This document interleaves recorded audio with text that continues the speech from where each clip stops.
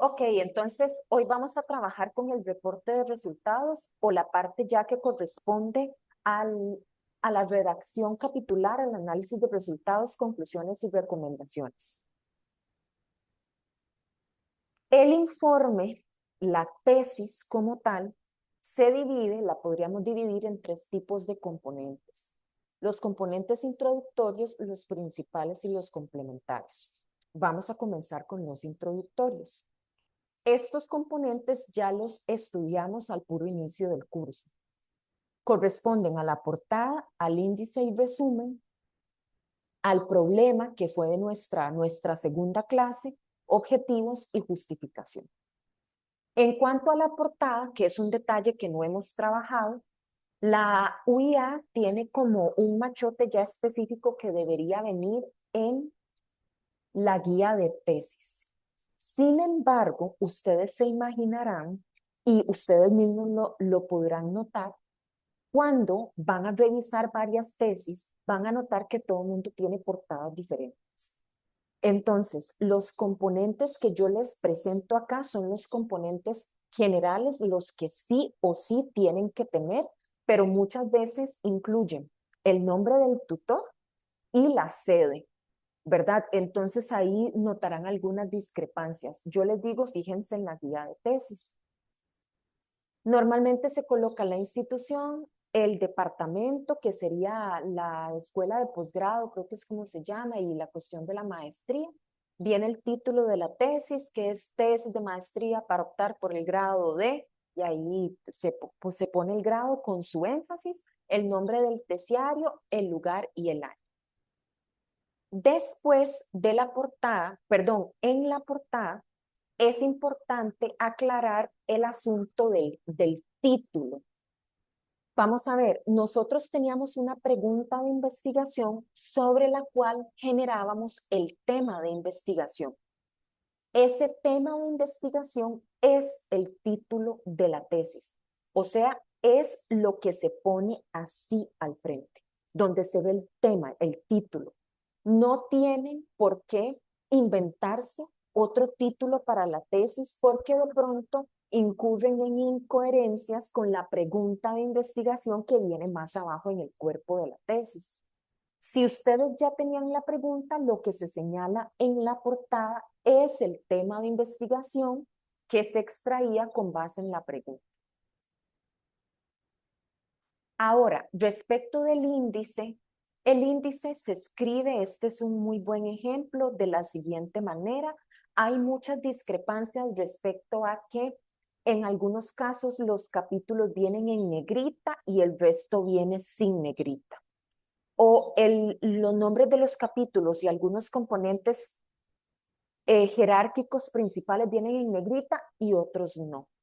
Es muy variado. Lo que definitivamente hay que hacer es poner los capítulos que se indican en la guía de tesis, porque la guía de tesis viene con las partes, y bien desglosado el marco metodológico. Los antecedentes suelen desglosarse acá, internacionales y nacionales, y ahí quedó el asunto. Y el marco teórico tampoco hay que desglosarlo montones, por ejemplo, para cada concepto que ustedes vayan a plantear. No es necesario hacer un detalle tan excesivo. Solo en el marco metodológico, que como veíamos tenía muchos componentes, ahí sí se pueden poner los subtítulos. El índice al final de los números no lleva punto y el toque acá es hacerlo automático en Word. En Word con los títulos, título 1, 2 y 3, se señalan de lo más bien y el índice se genera automático. Con esta herramienta ustedes evitan tener que estar actualizando los números de página y se actualiza solo. Detalle importantísimo, que esto como filóloga lo corrijo montones. Me sorprende mucho, pero lo corrijo montones. Muchas veces las tesis se van con tablas o figuras, pero no llevan sus respectivos índices. Entonces recuerden, aunque sea solo la tabla de variables, aunque sea solo esa tabla, aunque sea solo una, hay que hacer un índice de tablas y poner cuadro de variables o unidad de análisis, como lo llame su tutor o tutora, aunque sea solo una, ¿verdad? Si ya ustedes, como parte del análisis capitular, del análisis de resultados o de los capítulos, incluyen más figuras, más tablas, por supuesto que se completa. Pero aunque sea solo una, hay que ponerlo. Y es un detalle que omiten mucho y luego el filólogo o la filóloga tiene que corregir. Importante acá. De acuerdo con APA, solo hay dos posibles denominaciones, tablas o figuras. Tabla es lo que tiene filas y columnas, tabla. Figuras es absolutamente todo lo demás. Gráficos, mapas, diagramas, dibujos, fotografías, imágenes generadas con IA para ilustrar algún elemento del marco teórico, eh, fotografías de trabajo de campo, por ejemplo, cualquier cosa adicional que no sea columnas y filas en una tabla es una figura. Ah, bueno, para Gino, porque Gino, como yo he visto su trabajo, son figuras, así se llaman, figuras. Entonces, de pronto ponen gráfico o ponen ilustración, porque también Word da esas opciones. No se enreden y no se preocupen, o son tablas o son figuras y listo. APA es así como lo establece. Y por supuesto que la idea es hacer estos índices también automáticos y se puede con Word. Al titular cada tabla o cada figura, se titulan con la herramienta y se pueden generar los índices automáticamente. Es una salvada. Ahora, después de estos componentes viene el resumen. Un resumen es este apartado de la tesis en donde se sintetiza el contenido esencial de la investigación. ¿A qué me refiero con esencial? Del planteamiento del problema se suele señalar el objetivo general de la pregunta y los específicos. Entonces, por ejemplo, inician, este estudio tiene como objetivo y los objetivos se indican tal cual se establecen más abajo en el trabajo. Luego se indica la metodología, que suele ser el enfoque, el diseño, la muestra y los instrumentos, en términos generales. Luego se preparan un par de párrafos de resultados o de descubrimientos más importantes, 2 o 3 como máximo, porque a veces las tesis son muy extensas y en el resumen no pueden sintetizarlo todo. Se escogen los más relevantes. Y por lo tanto también las principales conclusiones e implicaciones. De nuevo, 2 o 3 como máximo. A veces hay resúmenes de hasta, ¿qué? 3 páginas, he visto 4 páginas. La idea es que el resumen sea de 1 a 2 páginas. Muy comprensible, sencillo, informativo, conciso y específico. ¿Por qué? La idea es que, como ustedes están viendo ahora, ¿verdad? A propósito de este curso, si alguien topa con su tesis, los resúmenes son importantísimos para saber si la tesis de ustedes funciona o no para la investigación de alguien más. Entonces, con este propósito en mente, deben sintetizar los hallazgos más relevantes y aquello esencial de su trabajo para que otras personas que andan buscando estudios previos puedan ubicarse en la tesis que ustedes hicieron. El resumen incluye palabras clave al final, que son las que ayudan a detectarla cuando los buscamos, cuando buscamos los trabajos en Google, por ejemplo, o en los motores de búsqueda de la biblioteca. Consideren que sean palabras clave que mejor se ajustan al tipo de trabajo. Suelen ser palabras que de hecho ya están incluidas en el tema, en la pregunta, en los objetivos. Y recuerden que una palabra clave o un término clave podría abarcar más de una palabra. Por ejemplo, acá, ecuaciones estructurales. Mira, si yo estoy haciendo una tesis de ecuaciones estructurales, ¿para qué voy a poner como palabra clave ecuaciones? Me va a salir un montón de cosas y no van a dar con mi tesis. En cambio, ecuaciones estructurales ubica mejor.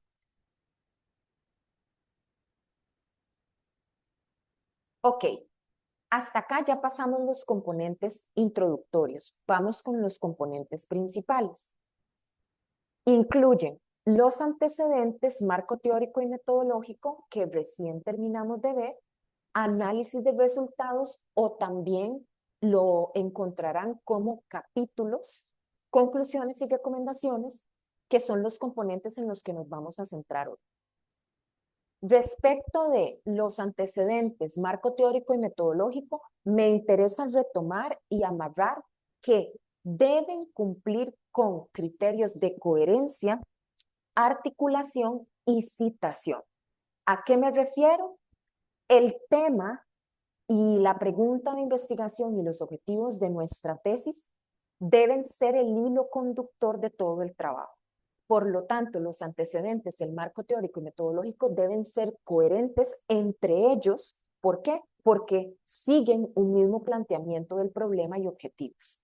Además, deben estar articulados porque recuerden, se establecían relaciones, el marco teórico me daba la base para un marco metodológico, o sea, la metodología tenía que ser coherente con la conceptualización teórica y los antecedentes me presentan una visión del estado del conocimiento de ese tema, que luego yo conceptualizo. O sea, debe verse un trabajo articulado. Y esta idea me lleva al tercer punto sobre la citación.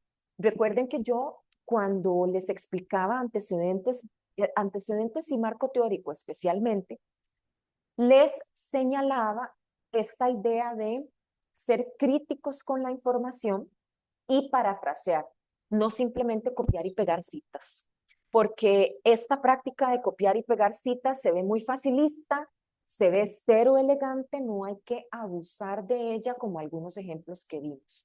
Entonces, prefieran las paráfrasis para ir sustentando todo el trabajo, que no les queden, ¿verdad?, afirmaciones o generalizaciones que uno dice, bueno, pero ¿de dónde sacó esto? ¿Quién lo dice? Todo debe venir bien fundamentado. Ahora, en cuanto al análisis de resultados, tenemos que entender que cada objetivo de la investigación en una tesis se desarrolla en un capítulo independiente o, para efectos de la UIA, en un apartado, en un bloque del capítulo que se llama análisis de resultados. En la UIA, según la guía de tesis, no hay un capítulo para cada objetivo. Hay un solo capítulo que se llama análisis de resultados, o no recuerdo si era interpretación de resultados. En todo caso, aunque tengamos un solo capítulo, tenemos 3 objetivos y tenemos que dar cuenta de cómo se abordaron los 3. Por lo tanto, vamos a tener la coherencia de producir un apartado en este análisis de resultados que nos exponga los hallazgos para cada objetivo. Y este análisis de resultados es la parte fundamental de la tesis porque es donde ustedes, como investigadores e investigadoras, están produciendo nuevo conocimiento. Aquí es ya donde les toca a ustedes preparar una argumentación en relación con los datos que recopilaron para ir demostrando estos descubrimientos, las relaciones, lo que ustedes vinieron a hacer. Esto es muy fácil olvidarse de que esto es lo que a ustedes se les evalúa. En una defensa de tesis, a ustedes no se les va a evaluar principalmente por haber preparado antecedentes marco teórico y metodológico, porque hasta ese momento lo que hicieron fue sintetizar información de otra gente. Tiene mérito, pero menos de lo que tiene ya el análisis de resultados, donde ustedes están presentando de cabecita de ustedes las metas que se comprometieron a cumplir. Ahora, decíamos que cada capítulo o apartado, ¿verdad?, lleva un título. Ese título del apartado o capítulo debe relacionarse con el objetivo de investigación al que corresponde, pero no debería ser una transcripción del objetivo tal cual. Por ejemplo, si uno de mis objetivos era describir las principales funciones que ejerce el servicio de la SADA en la Comunidad de Buenos Aires para determinar su cumplimiento en función de las necesidades de acceso al agua potable, yo no puedo poner esto como título de un capítulo, o sea, no termino de decirlo, pero sí podría denominar mi capítulo como principales funciones del servicio de la SADA en la Comunidad de Buenos Aires. Así nos aseguramos, si ustedes titulan sus apartados en relación con el objetivo, se aseguran de estar cubriendo todo, de estar dando cuenta de todas las metas que se comprometieron a cumplir. Segundo punto importantísimo. Si la tesis de ustedes se desarrolla en un enfoque cuantitativo, lógicamente que el análisis de resultados evidenciará un tratamiento estadístico de los datos. que puede ser más o menos fino, más o menos especializado según sus conocimientos o si requieren o toman apoyo de un estadístico.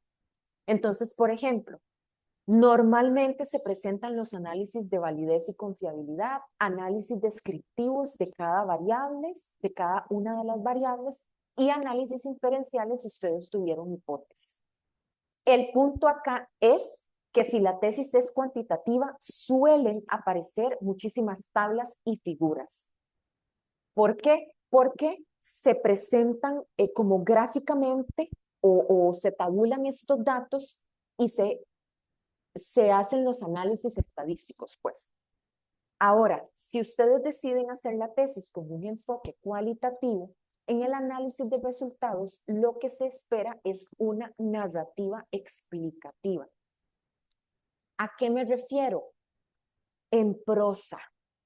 En prosa, en párrafos, ustedes van explicando una a una las categorías de análisis que según las cuales iban a analizar los datos. ¿Se acuerdan las categorías del cuadro de variables?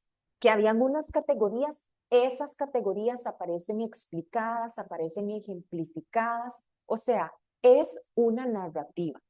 No quiere decir que en el enfoque cualitativo ustedes no puedan presentar tablas y gráficos, por supuesto que sí, tablas y figuras, por supuesto que sí, pero también hay trabajos y tesis cualitativas que no las tienen, que en el análisis de resultados se hace una explicación súper robusta de las categorías y ya está. Entonces, es una narrativa más flexible y no hay una sola manera de presentarla. Lo importante es que la prosa evidencia el cumplimiento del objetivo y las categorías. En todo caso, para ambos enfoques, y esto es, vean, esta es la diapositiva estrella, ¿verdad? Esto es lo que tiene que venir en un capítulo de tesis, si ustedes hacen otra maestría o hacen un doctorado, en cualquier nivel de licenciatura, bachillerato, maestría, doctorado, esto es lo que tiene que cumplir un capítulo o un apartado de una investigación. Se tiene que presentar el hallazgo y sustentarlo en los datos que se recopilaron, porque nosotros estamos haciendo un trabajo empírico que tiene sustento en los datos que recopilamos. Y además, se tienen que establecer relaciones con el marco teórico y los antecedentes. Esta parte 3 y 4 es lo que distingue una tesis hecha de una tesis bien hecha. El nivel de profundización que se da a los hallazgos porque se analiza apoyándose en el marco teórico y porque dialoga con antecedentes. Y esto se lo digo de verdad, lo que va a distinguir si la tesis de ustedes se hizo, que todavía la pueden aprobar, se hizo o se lució, es la profundidad del análisis. Entonces, número 1, presenten el hallazgo. ¿Cómo se presentan los hallazgos? Literal, así, con conectores y todo. Ustedes enuncian el resultado y lo explican. Por ejemplo, en primer lugar, se determinó que los estereotipos de belleza en revistas de moda respecto de evidencia en no sé qué sesgos en cuanto al género. Es el tema que estábamos hablando en la tarde. Entonces, enuncian así tal cual el resultado y lo empiezan a explicar, lo empiezan a describir. Un error muy frecuente es escribir para ustedes, porque ustedes, como están involucrados en el tema y se han familiarizado tanto con los datos, sienten que los hallazgos son obvios, pero vieran que para el lector que está afuera, necesitamos que la redacción sea totalmente clara. Casi como que yo pueda ir marcando en cada párrafo, ok, este es el hallazgo 1, el hallazgo 2, el hallazgo 3, el hallazgo 4, como que lo pueda subrayar. Ese nivel de claridad. Ahora, al momento en el que yo también presento los hallazgos, la idea es aportar fragmentos breves, pueden apoyarse en fragmentos breves de las respuestas de los participantes. Por ejemplo, respuestas abiertas de encuestas, o si fueron entrevistas y ustedes dicen, es que este entrevistado se dijo, ¿verdad? Aquello que no lo pudo haber dicho mejor, pueden poner un fragmento, o si no, lo pueden parafrasear, ¿verdad? En relación con este punto, los entrevistados coinciden en que, y ustedes van estableciendo relaciones con los datos que recopilaron, para que se note de dónde está saliendo, cuál es el sustento de este hallazgo.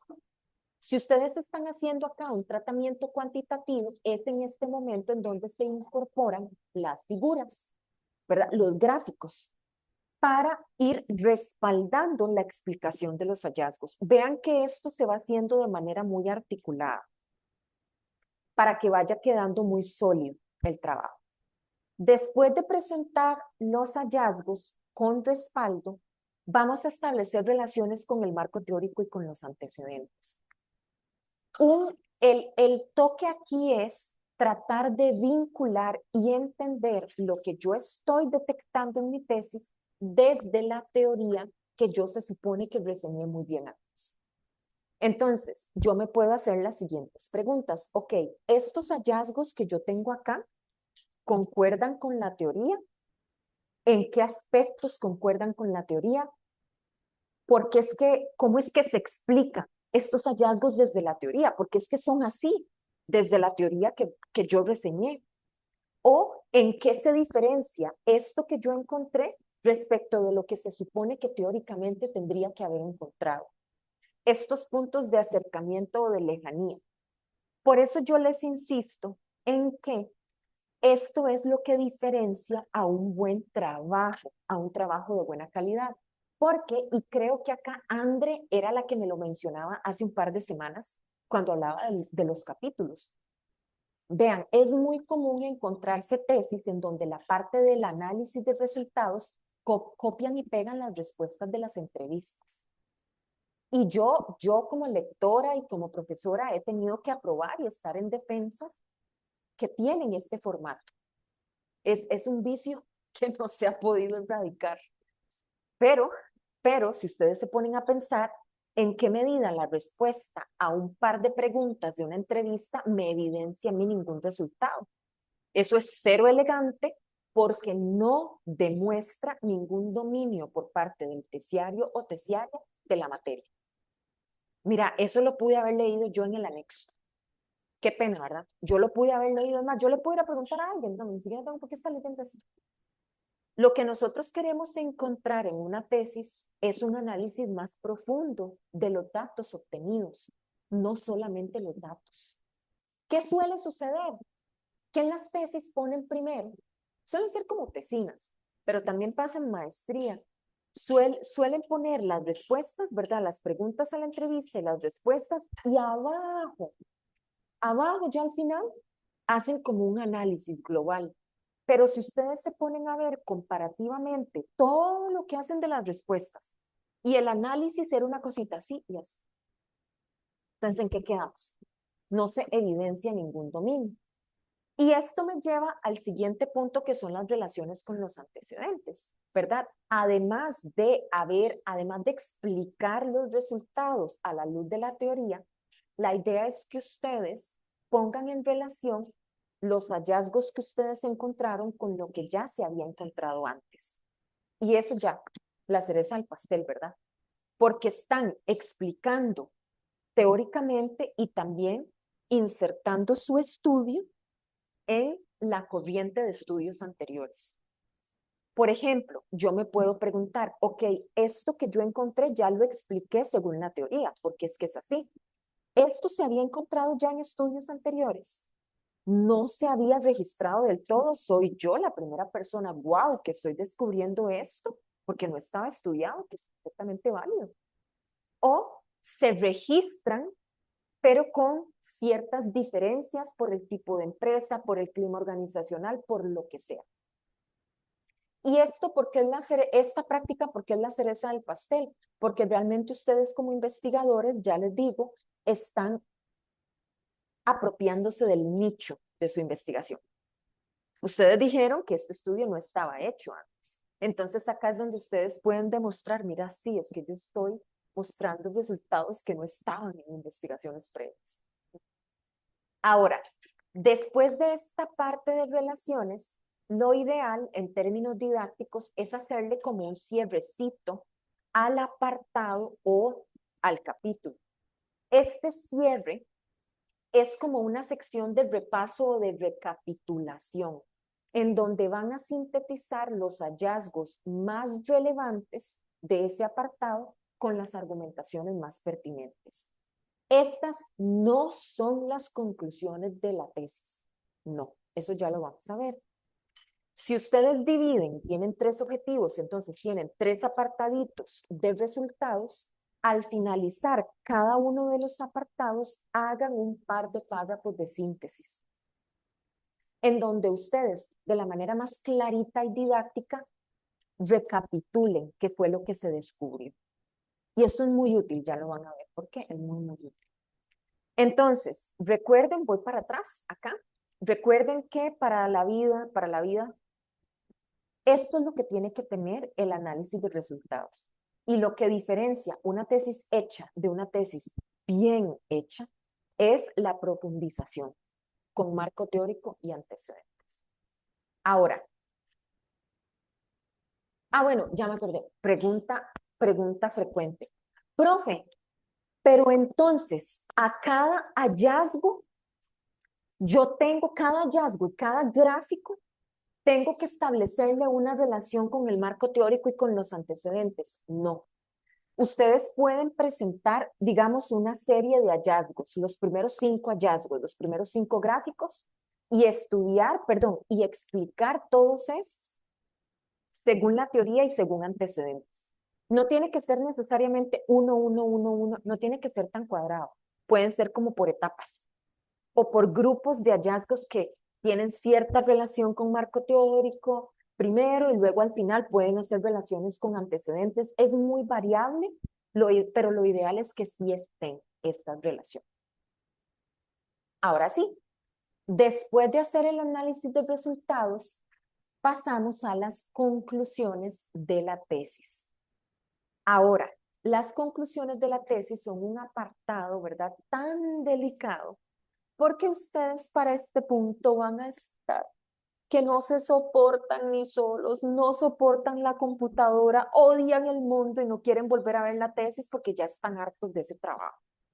Entonces, caen en la tentación de hacer unas conclusiones que son así súper, ¿cómo es que dice? Ni siquiera tengo la palabra, como una reflexión del sentido de la vida y de la importancia del tema. Y viene el trabajo lindísimo y caemos a las conclusiones y ahora sí como, pero ¿qué fue esto?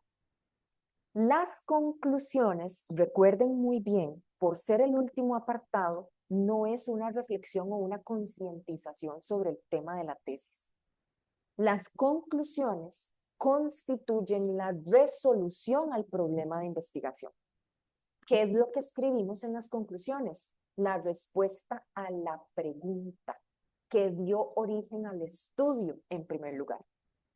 Para eso estábamos haciendo la tesis, para responder la pregunta. Entonces, cuando ustedes se vean tentados de dejar todo botado, recuerden que en las conclusiones, ¿qué es lo que se hace? Responder la pregunta de investigación. Eso es, para que no pierdan el hilo, que es lo que suele suceder. Las conclusiones normalmente se redactan por objetivos. De esta manera, en cuanto al primer objetivo de investigación, se concluye que, y redactan 1, 2 o 3 párrafos que nos indican que se concluyó sobre esa meta. En relación con el segundo objetivo de investigación, se concluye que, respecto al tercer objetivo de investigación, se concluye y ponen 2 o 3 párrafos. Entonces es muy ordenado. He visto muchas tesis, dependiendo del tutor o tutora, que los ponen a hacer conclusiones incluso a la pregunta de investigación y al objetivo general. Depende del estilo de cada persona. Lo que sí sé definitivo es que para los objetivos específicos se tienen que poner. Y son de 1 a 3 párrafos por objetivo de conclusiones.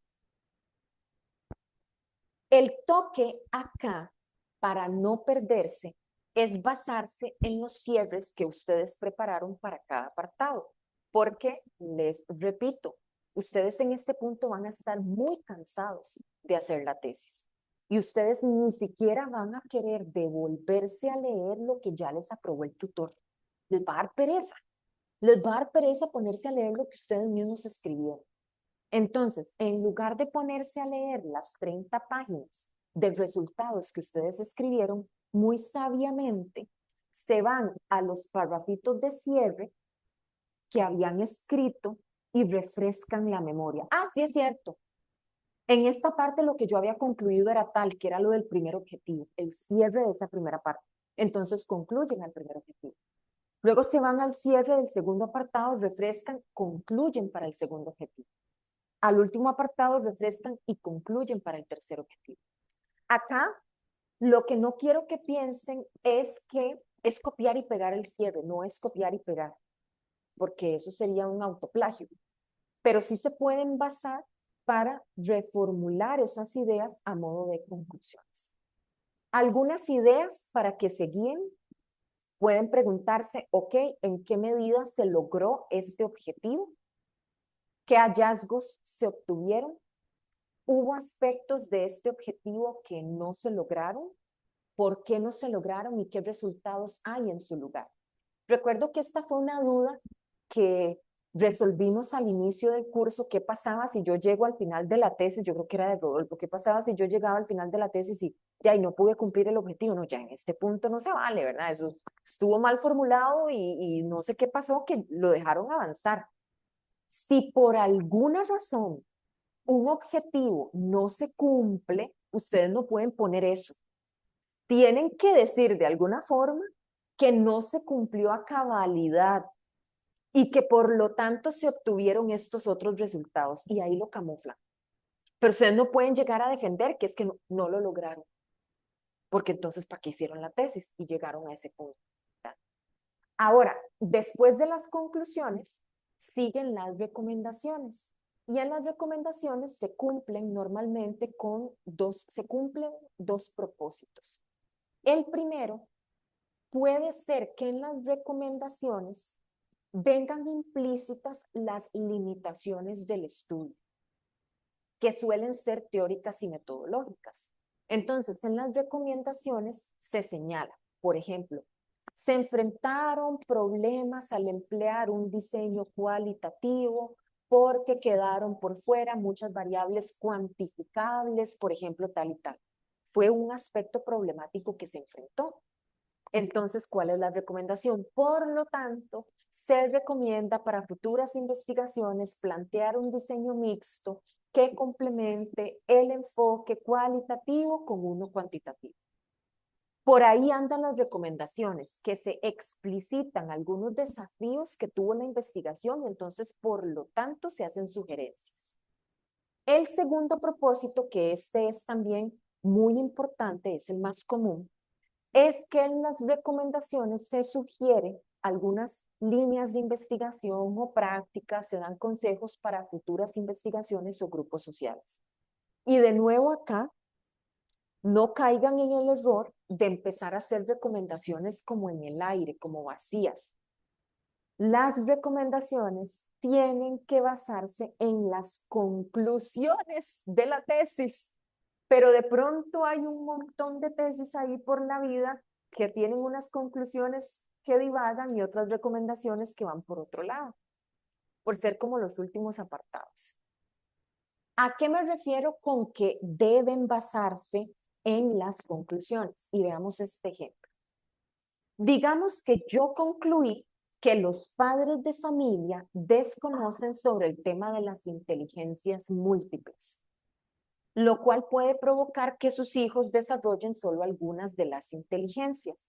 Y además, afirman que los hijos aprenden de mejor manera con el movimiento y el juego. Vean que eso es lo que yo concluí. Entonces, ¿cuál es lógicamente la recomendación? Se recomienda a padres y madres de familia informarse sobre las inteligencias múltiples y cómo pueden ser aplicadas fuera del aula. ¿Por qué? Porque se concluyó que desconocen. Y además, si se concluyó que los chicos prefieren el movimiento y el juego, se recomienda incentivar actividades lúdicas y kinestésicas y complementarlas con otras dinámicas que abarquen la inteligencia visual, auditiva, interpersonal e intrapersonal, porque estamos hablando de informarse sobre inteligencia múltiple. Es este nivel de relación. De hecho, muchos tutores, eso lo he visto mucho, les piden conclusiones como en viñetas y que las recomendaciones vengan en viñetas también para que se vea esa relación.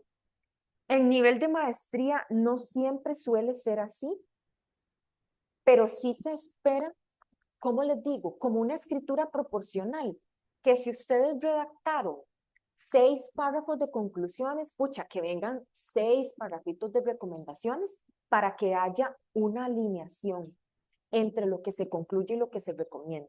Y síganme, ¿verdad? Siempre esta línea. Es que ustedes no pueden recomendar sobre la nada, desde lo que concluyen recomiendan. Es como una cuestión lógica. Finalmente, llegamos a los componentes complementarios, que son las referencias y los apéndices. Las referencias, yo he sido bastante quisquillosa e insistente con este tema en las entregas que ustedes han hecho.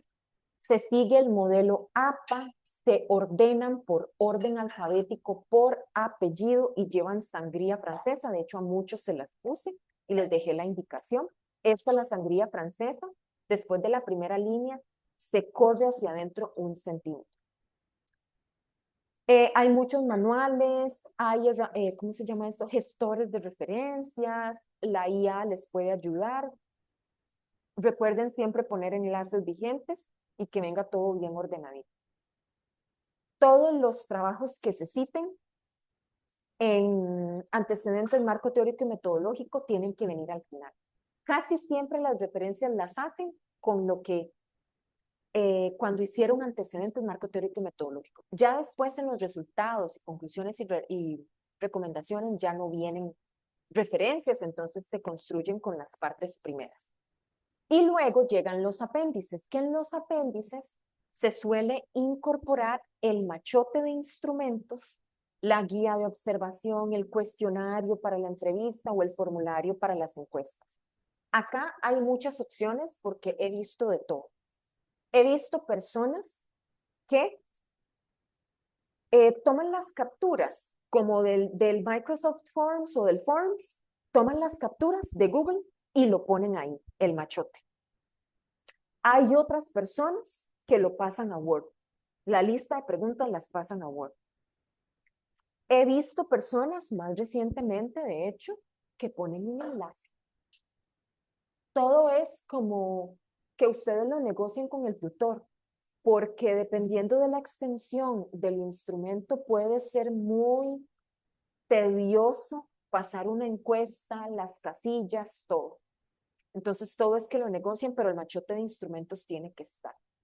Y se enumeran para referirse a ellos en la metodología o si por alguna razón tienen que aludir a ellos en los resultados.